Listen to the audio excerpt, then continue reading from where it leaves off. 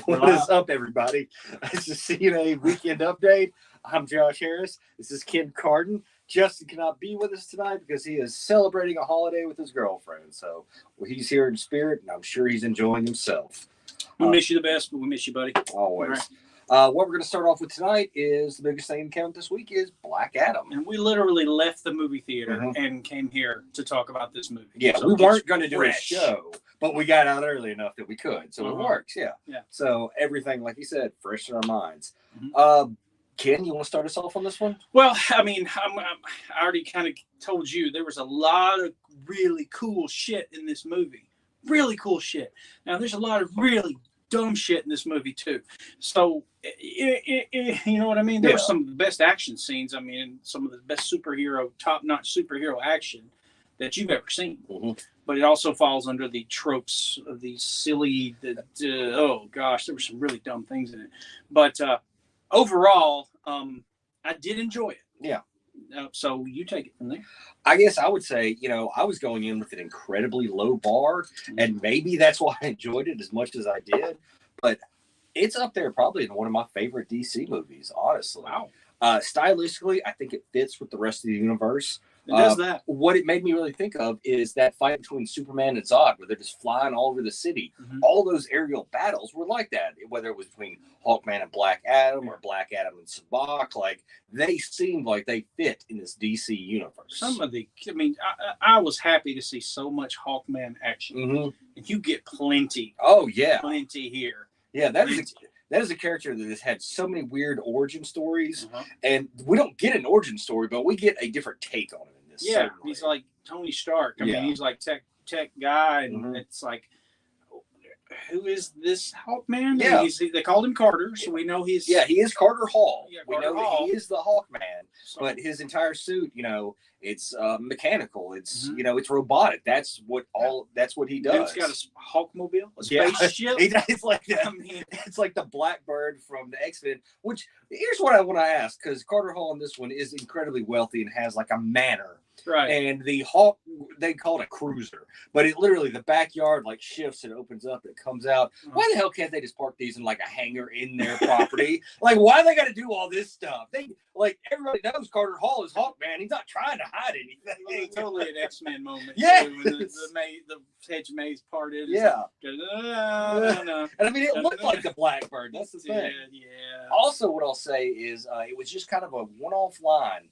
But when they went into the cruiser, I believe it was Cyclone, asked him if the entire ship was made of the nth metal, which is very tied into Hawkman and the DC universe and all that stuff. And he tells her, yes, every single inch of it is made from the nth metal. So I'm happy that they're bringing that into this world. What they're going to do with it, I don't know. But it's nice that we got that reference. Yeah, I'm glad Hawkman was such a badass. He is the Justice League's Wolverine. He is fierce. He's a bit temperamental. And we saw it. He had it here. Where it missed the base for me, and this is a spoiler review, y'all. So sorry. If you hadn't seen it, we're going all in on this. So come back later. Right away, it's like the Justice Society they were in the show. They were in the movie a lot. Yeah, a lot more almost the very beginning. Yeah. So, but my biggest problem is how they approached Black Adam. They approached him, and it was like, why did Dr. Fate say kneel, submit? And it's like, what? What? Why did the first thing you say to him was kneel? It's like, what the hell was that? And I'll just say, hey guys, let's talk. Let's talk. You got these powers. We can talk this out. No, they come in and attack his ass, and he says kneel. It's like, and I will say it's one of those comic, and it is a trope where the good guys meeting each other for the first time have to fight and then eventually overcome their differences and team up against a bigger bad guy. Yeah, that is a very comic trope. Yeah, it's true. But I understand also, and if they had done a guy who came from slavery. If they'd done Fate differently and it was Naboo in charge, I could see him doing that line. But this take on Dr. Fate, Kent Nelson seemed very much in control of it. We didn't get any hint of Naboo or any of that. Yeah, it was a little different on Dr. Fate. That's one thing, something I mentioned to you as we were coming out. It's like when that moment when Hawkman held the helmet and actually tapped into the powers. Really cool. I mean, that was really neat. But, I mean, Naboo, when you tap into Dr. Fate's power, you basically become a slave to that entity. And so that was a bit of a step out for Yeah. me. And, they did things different with it. But Pierce Brosnan, I thought, did a really good job as Dr. Fate. He's just an amazing actor. And one thing I really liked, but they only did it one time, when they first started fighting and he first fired his powers at Black Adam, when he was charging him, the Ankh was there. Yeah. And then it went into, his little stuff. And they never did it again, but I was glad we got to see it one time. There was some really cool Dr. Fate shit. That was really cool. Yeah. And not to jump back and forth, we've gone. Yeah, we're going to be bouncing all around. I mean, when he set him free in the end, when he was in the Task Force X prison, by the way, the Suicide Squad prison, when he set him free, what he did in front of him, he did all this. That was so freaking Dr. Fate. That was really cool. I'd like to get a freeze frame of that and look at the symbols that he used and see if I can track them down and see what they're from. So really, there's a lot of cool shit. Yeah. Really a lot of cool shit, man. The other members of the JSA, which we talked about, we got Cyclone and Atom Smasher. Not a whole lot of character development with them, but they were good. They didn't grind the story to a halt. They just went along with it. They took me out a bit. I think they were my least favorite part. And it's okay if we disagree, but I thought the colored wind stuff was just kind of goofy for me. See, I thought it was beautiful. I thought it was a great way to portray it was pretty. aerokinesis. But it was aerokinesis. Yeah, that's what her powers is. Okay. Did you invent that term? No, she uses it in the movie, but I've heard it before. I mean, it makes sense, but it's the manipulation control of wind. Yeah, it was really pretty. I mean, her green and pink wind was great. But and I thought Adam Smasher's comedy felt a little flat to me. It did. It wasn't this wasn't a movie where you needed much humor. I thought since it was only him doing it, it wasn't bad, but we also got it from other sources, which kind of made his unnecessary. Right. We did get a cameo because this is the nephew of the original Adam Smasher, apparently. Right. And his uncle, who he got his powers from, is played by none other than Henry Winkler. Right, the Fonz. Yeah. That was nice. I mean, I kind of giggled and elbowed. Yeah, I mean, and he's in there for maybe 30 seconds. It's not it doesn't take you out of the movie. Right. It was just kind of cool. Really cool. Some really cool crossovers here too, man. Yes. Some massive ones, really. Right away, one of the first things we see is Amanda Waller. Yeah. And so is it Angela? What's her name? If you hadn't asked, good God, we'll come back to it. And that was really cool. I mean, right away, seeing her, she has played Waller from day one. Yeah, I mean, she's through everything. So there's a lot of things thrown in here that make it coherent and gives you some continuity that we've never had. But at the same time, it's a mess because we know none of this exists anymore. It's like, what the hell, man? Well, I don't know. I think if this does well, and I'm hoping it does, because I think it is well done, and we pull other pieces of the DC universe into it. Like I said, the Nth Metal, we see Waller, Inner Gang, which is a big part of the DC universe, is kind of like the mercenaries. Actually, a Superman villain. They have actually been able to fight Superman. Yeah, and they're the ones controlling Kadik, which is the country that this all takes place in. They basically have it under military authority because they're looking for a mineral there called Eternium, which, kind of is a little Wakanda style. I won't just brush over that, gloss over unobtainium. Yeah, that kind of deal. Vibranium. That was adamantium. As soon as they mentioned that, I was like, holy shit, they're trying to expand, this out into the rest of the DC universe, which I really appreciated.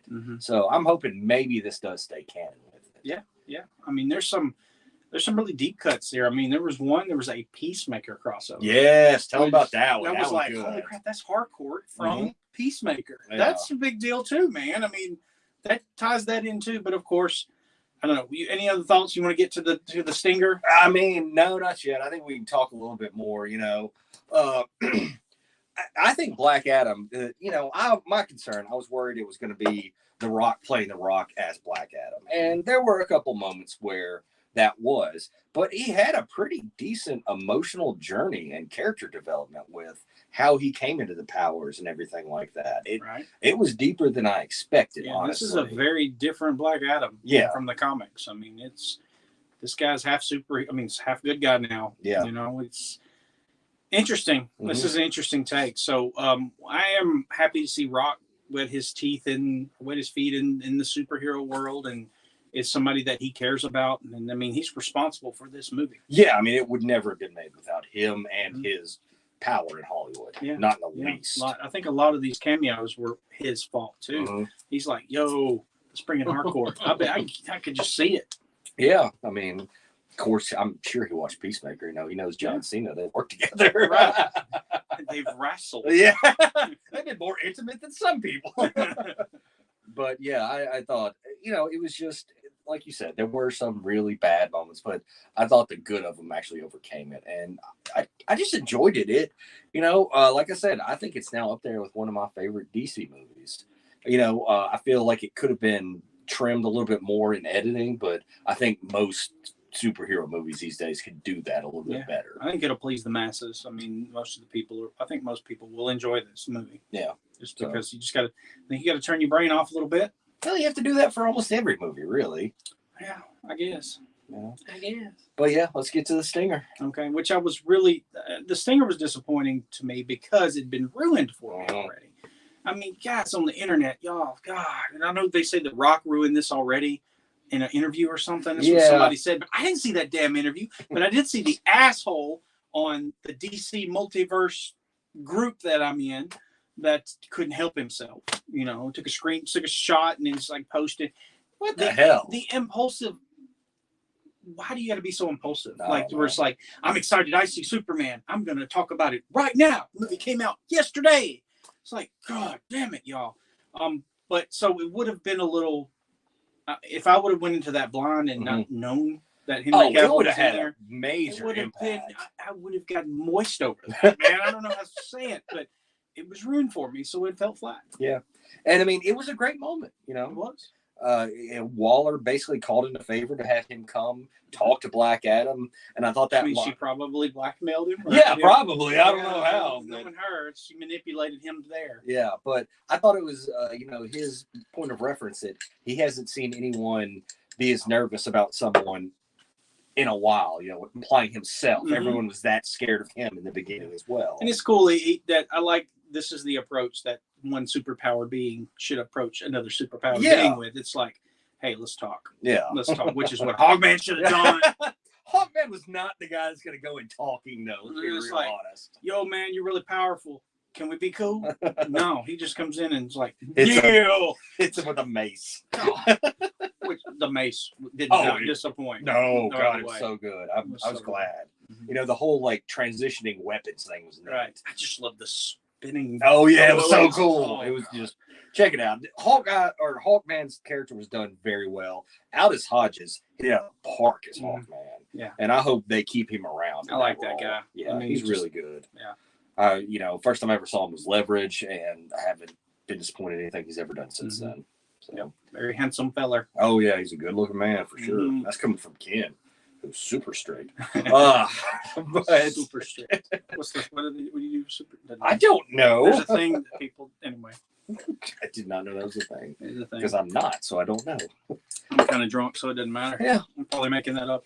All right, so what's next? Let's talk about Walter Hamada just taking his exit. Don't let the door hit you where the good Lord split you. And on the way out, buddy.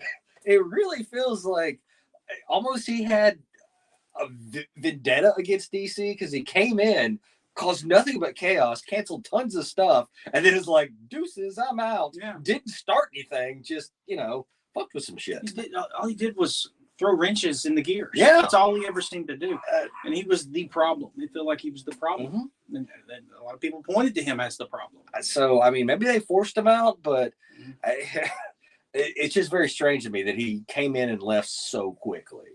So maybe he was really that much of a problem. I'm hoping this is good things ahead for us as fans. I really do. Which I think it is. I mean, I think at this point, how much more can you fuck it up? Yeah, I mean, DC are like I said, my bar was so low going in that you know, maybe that's what it is now. They're just like, all right, let's lower everyone's expectations so much that now. And while we're on the DC talk, I mean, there's such a mess with the Flash movie coming out.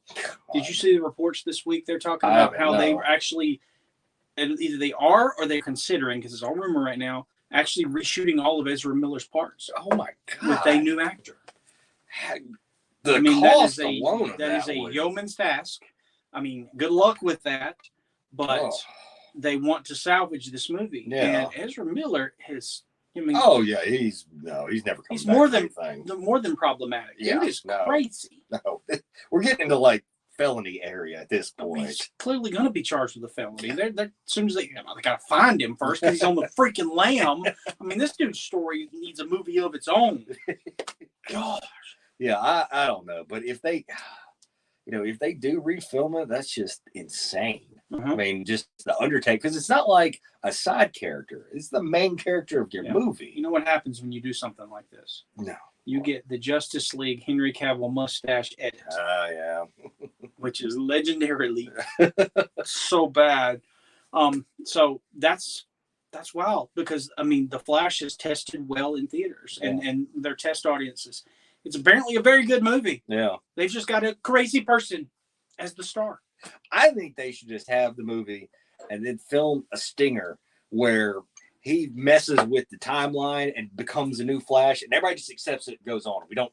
We ignore everything else. Like, oh, that is the Flash. Let's go. That would be my call. Maybe we have a 2-minute intro with Dr. Fate sitting there in a room talking about mental illness. I don't know, man. Getting health. Right.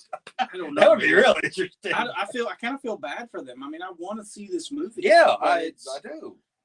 They're kind of over a barrel. I get it. Yeah. I mean, dude is. They're a publicly traded company who are responsible for a lot of things. And he's a dude on a ranch, kidnapped some kids. Not kidnapped, but enticed children. We don't have to go into that. We just don't. He's basically a cult leader at this point. All right. So, it's not going to go well, no matter what happens. But I think that's pretty much it for DC news.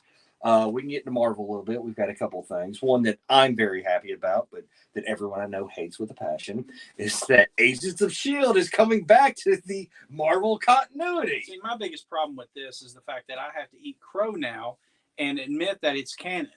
And I've always argued against the fact that it's not canon. It's not good enough to be part of the MCU. Well, shut up, Juice Ken. Drink it. I watched the entire thing, and yes, there were some really bad things about it. Really bad. And I will admit that openly, but I still enjoyed it. Always liked Coulson, and they're going to have to do a lot of weird stuff to make it work. But if we get Coulson back in the MCU, I'm happy about that alone, And if we get Quake coming over to the MCU, we can see some interesting things with that. Yeah. Maybe shift her to mutant instead of, Inhuman. Inhuman. So anyway, I don't think we actually covered that the Agents of S.H.I.E.L.D. is being reintroduced into the MCU as a show on Disney Plus, probably. So I mean, that's there. Yeah, if they just completely reboot it, that's fine. Go for it. Tied in well. But like I said, the only thing I'm really excited about is Coulson. I've always loved that. And I think we'll get that. I mean, Disney's done a good job with Charlie Cox, for instance, Vincent D'Onofrio, of bringing these actors back and these characters back that we care about. So I think that's one thing that's why Disney wins. I mean, they listen to us. Yeah. And they deliver on this. I mean, it's just best case scenario for us with Charlie Cox coming back as Daredevil. They didn't have to do that shit. No, they didn't, but I'm glad they did. He is Daredevil. Shit, yeah. No. It's perfect, man. The only thing I'm actually disappointed about is Coulson coming back to the MCU will not get to have a scene with the three people that would be the biggest emotional impact, which is Captain America, Iron Man, and Black Widow. They're all dead, but those scenes of him coming back from the dead would have been like so impactful on those. Yeah. It's like, oh, they're gone now. Like, it'll still hit home for some of the others, but not the same way. Right. Yeah. What was the other Marvel story? This is a wild rumor that has not been corroborated, but we got to talk about it. That Hawkeye, Jeremy Renner, is done playing Hawkeye in the MCU. Right. That he's retiring from the role. And which if it's true, I'm brokenhearted. Hawkeye has always been one of my favorite characters. Jeremy Renner does an amazing job at him. And the Hawkeye show is probably top 3 of the Disney Plus shows for me, personally. Yeah. It was a good show. I enjoyed the hell out of it. But a lot of this, this falls under maybe he's in a contract negotiation. You know how publicists leak this stuff? Yeah, that is They true. do this on purpose so the public gets on their side. I think it's part of the Hollywood game. Yeah, I mean, I know that. So I'm hoping that's all it is. Same. Because if we're going to be bringing Echo in and Kate Bishop, I'd like to see Hawkeye still around as Jeremy Renner as Hawkeye. Yeah. I'm fine with recasting, but, we'll just have to see what comes with it. I think that's pretty much it for Marvel. There's the rumor that Adam Driver is in talks to play Mr. Fantastic. the Fantastic Four. Or Doctor Doom. Oh, okay. I didn't read It that was kind of into yeah. it. It was kind of like he's in talks for the Fantastic Four. I'd much rather see him Doctor Doom. Yeah, I think you do a good job at that. Absolutely. Yeah, we not know just because of the Kylo Ren shit. It's just because, I mean, it just kind of works better for me. He's not the clean cut. No, I mean, he's a really good actor. You know, Yeah. I think he looks a little goofy sometimes, but that's just personal opinion. But his I've face always kinda looks enjoyed like it. it's melting sometimes. Yeah, have you ever seen him with like really short hair? His ears are like just straight out like that. Really? Yeah, it's crazy. Look up his Marine picture one time. It's insane. Okay. Yeah. Good for him. Like a car driving down with both front doors open. Rather see him as Doctor Doom. I think he would do well as Doctor Doom. Yeah, I think he would too. Really we know he can play villains very, very well. Mm-hmm. Yeah, let me check and make sure that's everything for Marvel before we move on, but I think it is. Yeah, it is. But I mean, we can go ahead and talk about. We can jump ahead.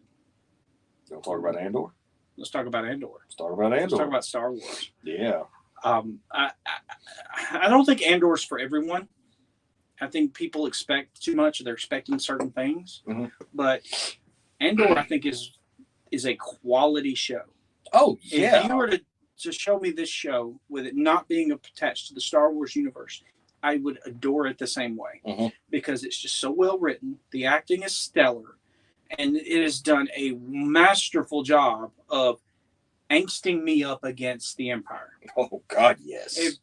Seeing the shit that they've done, how they come in, they occupy, and how they mistreat, and how they, no due process, people go to prison, and it's like, holy crap.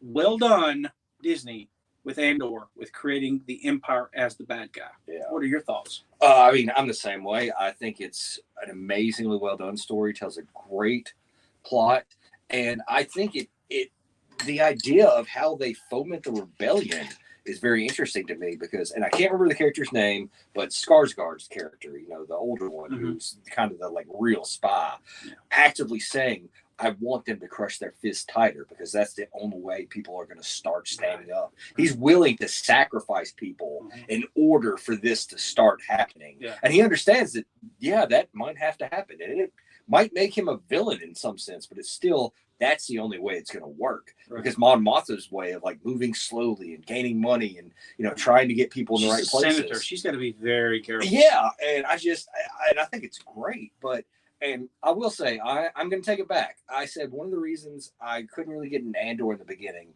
is I know where his story ends, and that's a problem I have with prequels. But I've become so invested on watching how he becomes the Andor we see in that movie that I'm all in now. Like, he was a reluctant spy or a reluctant thief. He did it for the money. Yeah, he thought he'd gotten away on this resort planet, and he gets picked up for bullshit. And 6 years in prison. Right. Yeah, he's going to come out looking to settle some scores. I mean, that's what we're going to see. Yeah.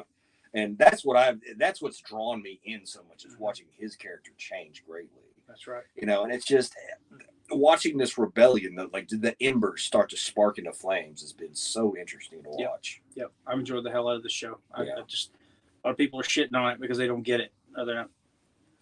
It's not, there's no lightsabers and we're not space battles. And it's like, no, it is a human story. That it is something that's important to build the resentment that we need on the Empire.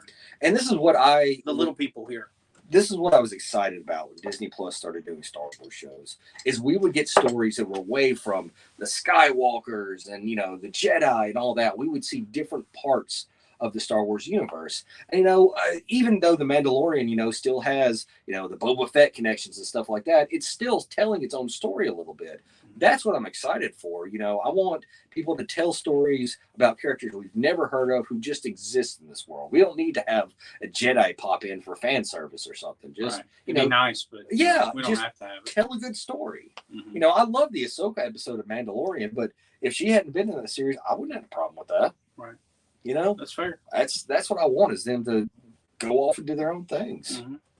And I think each creator, they're really giving them a lot of leeway to do what they want with it, which is always good. Yes, sir. Yeah. Yes, sir. So, and Disney knows what they're doing. Like you said, they listen. They do. They really do.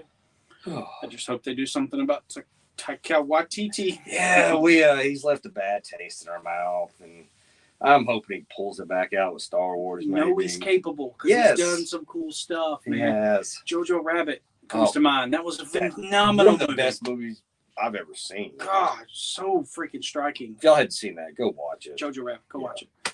The Wilder People. You seen that movie? Yes, I have. It's another great movie. He's done some great shit that's not nerd focused. But Thor Ragnarok's at the top of my list, man. It's in the top 5 of my Marvel movies. It's just so good, man. So, and then you get Love and Thunder. So we can't stop talking about it. I'm sorry. I just can't It's always going to come back up when we're talking about it. It's like a freaking... You can't stop picking at the scab. Yeah, it's like a boil on my ass. I sit down, it hurts. I can't help it. Oh, big. But yeah, so that's pretty much everything we got to talk about. We got? Yeah, it's all we got. Yeah. But Black Adam, it's worth checking out. Yeah, you know, see it in the theater. It's a spectacular spectacle. I will say, don't wait because you need to see it on the big screen. I agree. I agree. It's not going to be the best movie you've ever seen. No, and it's not claimed to be that, but it's a lot of damn fun. And like I said, a lot better than I thought it was going to be. Plus, I don't know about you, but for me, pulling all the DC stuff in there, the tie-ins, that really made me happy. Yeah, that made it better. It surely did. So check out Black Adam. It's worth your time. It is. All right. Well, for us here at CNA Weekend Update, as always, it's a great time to be a nerd. Yes, and sir. In the words of our friend Justin, Excelsior. And Stan Lee, too.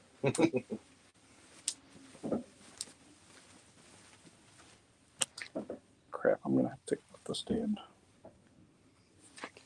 We're having technical difficulties, but Ken will fix it shortly. That Ninja Turtle logo again. Okay, here we go. He's now our little. Bye.